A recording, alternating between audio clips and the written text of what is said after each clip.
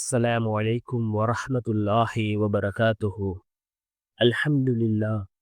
الحمد لله الذي نحمده ونستعينه ونستغفره ونؤمن به ونتوكل عليه. أما بعد.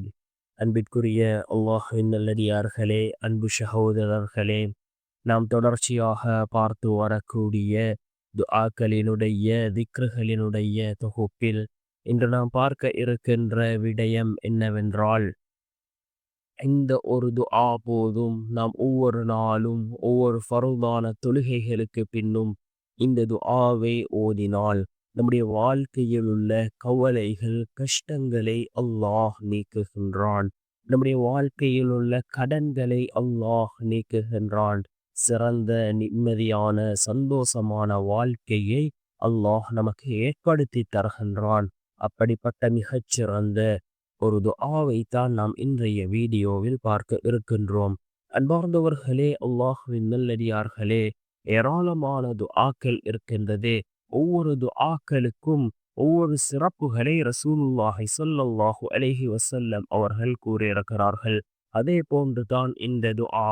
இந்த துஆவை யார் ஓதுகிறாரோ அல்லாஹ் ஜல்ல சுப்ஹானஹு வ தஆலா அவர்களுடைய வாழ்க்கையில் உள்ள கடன்களை அல்லாஹ் நீக்குகின்றான். கவலைகள் கஷ்டங்களை அல்லாஹ் நீக்குகின்றான். அவர்களுடைய வாழ்க்கையில் அல்லாஹ் சந்தோஷத்தை கொடுக்கின்றான். ஏராளமான விடயங்களை விட்டு பாதுகாப்பு தேடக்கூடிய மிகவும் முக்கியமான ஒரு துஆவாக இந்த துஆ இருக்கின்றது. நாம் ஒவ்வொரு பரவான தொழுகைகளுக்கு பின்னாலும் இந்த துஆவை ஓதி அல்லாஹ்விடம் பிரார்த்தனை செய்வோம். ஏனென்றால் ஃபர்தான தொழுகைகளுக்கு பின்னால் நாம் கேட்கக்கூடிய துஆக்கள் அல்லாஹ்விடத்திலே கபூலாகும் என்று கூறினார்கள் அருமை நாயகம் ஸல்லல்லாஹு அலைஹி வஸல்லம் அவர்கள். அன்பார்ந்த சகோதரர்களே, அல்லாஹ்வின் நல்லடியார்களே, நாம் ஒவ்வொரு ஃபர்தான தொழுகைகளை தொழுதுவிட்டும் நாம் இந்த துஆவை ஓதுவோம். அல்லாஹும்ம இன்னி அஊது பிக மினல் ஹம்மி வல் ஹஸன் வல் அஜ்ஸி வல் கஸல் வல் புக்லி வல் ஜுபன் வலலஇத் தைனி வகஹரிர் ரிஜால். அல்லாஹும்ம இன்னி அஊது பிக மினல் ஹம்மி வல் ஹஸன் والعجز والكسل والبخل والجبن وضلع الدين وغلبة الرجال என்று வரக்கூடிய இந்த துஆவை ஓதுவோம்.